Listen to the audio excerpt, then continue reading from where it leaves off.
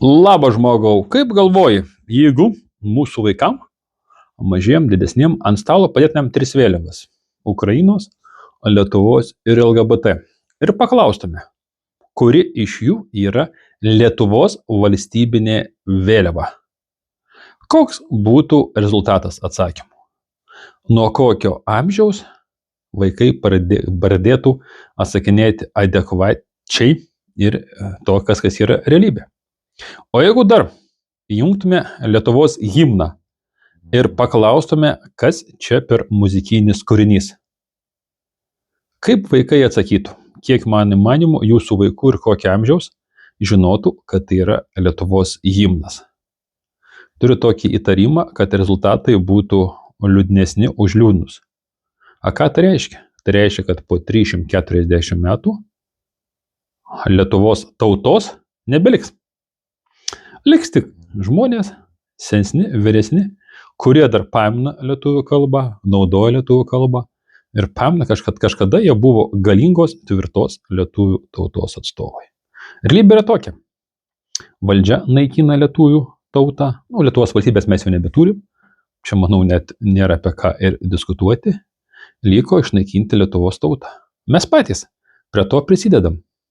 Kiek daug Lietuvos patriotų savo komentaruose nenaudoja lietuviškų raidžių.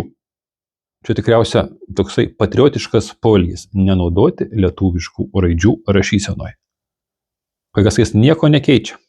Taip, pastoviai jau nieko nebekeičia. Tu kaip nusprendai naikinti lietuvių tautą, taip toliau ir naikini.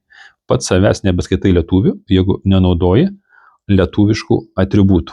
O tada ko stebėtis? Kad apklausose kiek 70–80% lietuvių nesiruošia ginti Lietuvos. O kad jie nežino ką, valstybės mes neturim, tauta naikinama, jie patys dauguma jaučiasi viduje kalti arba nepatenkinti, kad jie gimė lietuviais. Nieko nevadno, kad tokių tarpe atsiranda ir individų, kurie su mielu noru žudytų savus. Mes tokių kvietimų Lietuvoje jau girdėjom ne vieną ir ne du. Jie tik tai nori, kad kas nors nuimtų nuo atsakomybę ir leistų jiem žudyti savus. Tokią mes turim realybę.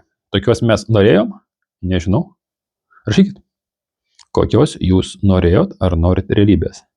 Šitą realybę tu pasiruošęs? Greičiausia ne. Tu jai ruošiesi? Tai aišku, kad ne. Tai ką tu darai? Nesąmonė, taip nebus. O jeigu užduosiu klausimą, dėl ko taip nebus, ką atsakysi? Tai greičiausiai, kaip dažniausias atsakymas būna toksai, tai, kad taip niekada nebuvo. Bet žinokit, visą laiką būna tai, ko nebuvo. Tokio yra realybė, taip kad mielieji.